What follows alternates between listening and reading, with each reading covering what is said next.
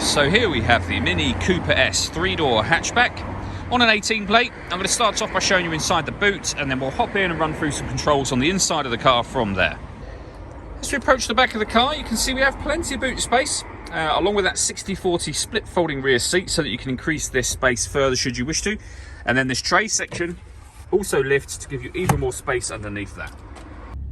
Okay, now that we're inside the car, we're going to start with the dials. On the left-hand side, we have the rev counter. We have the speedometer in the middle and the fuel gauge over on the right-hand side. Also in the middle, you can see the total miles of this car. They are 21,577.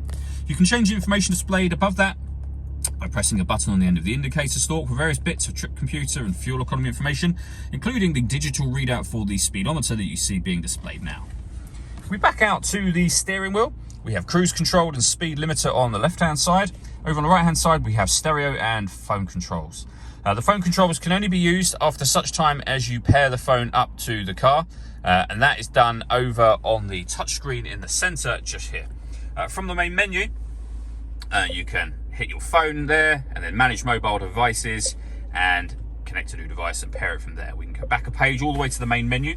As you've seen, it is touchscreen, but you don't have to use the touchscreen. So I'm making movement right now using this dial just here, which is far more intuitive whilst you're actually driving the car, of course. You have a few buttons that you can hit that will directly take you to certain menus, but otherwise everything can be done from the dial. So you can push the dial down to access a menu. You can rotate it, push it down again. You'll see there we've got the full color satellite navigation. There's a full video that shows how this sat-nav system works, which you can find on our website and also on our YouTube channel as well. When it comes to your music in this car, we have DAB, FM radio, Bluetooth audio and USB input as well, so plenty of ways to listen to your music. Working our way down, we have the dual zone climate control, so you can adjust the passenger temperature, the driver temperature. You can increase and decrease the fan speed from here. You can determine what direction you'd like the air to be distributed in. Once you're happy with those settings, that's your air conditioning turned on. Same button again to turn that off. And if you hit auto, the car will take control of the fan speed and the direction of the air to maintain the temperatures you've asked for. Press auto again, and you'll put it back on whatever setting you had it on previously. We have a heated driver's seat with 3 different heat settings, and the same for the passenger side as well. We have a proper heated front screen, along with a heated rear screen. Then beneath that, we can turn off the stop and start. This car is designed to cut out when it's stationary in traffic to save you fuel. That system is off when that light shows.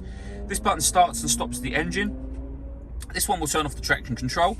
You can then change the driving setup of the car with this one. So you can put the car into sport mode, mid mode, which is your everyday driving, and green mode.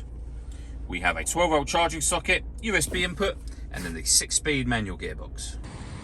All that leaves me to say is thank you for taking the time to watch this video. If you'd like to come and see the car in person and have a test drive, please feel free to call either of our MJA sites. We'd love to hear from you soon.